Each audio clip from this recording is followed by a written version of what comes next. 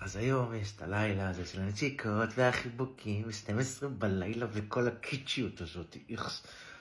ואני נסעתי בתחילת שבוע לעבוד, וסטיל לא יודעת שאני מגיע היום הביתה. עכשיו, אני הולך להפתיע אותה בדרך קצת שונה. בדרך שלי, כמו שהבנתם, אני כבר חולה נפש, משוגע, דפוק, מטומטם. ואני הולך לעשות לה את זה בדרך יצירתית.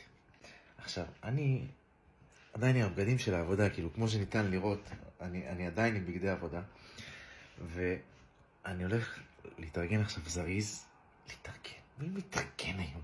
אני הולך ללכת לסופר,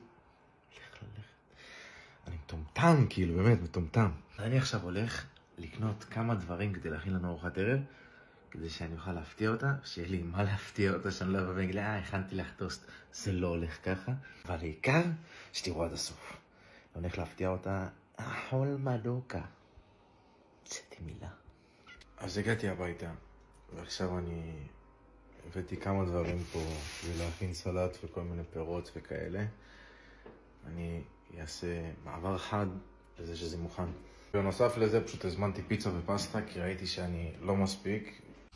גם הפיצה והפסטה הגיעו, חשוב לציין.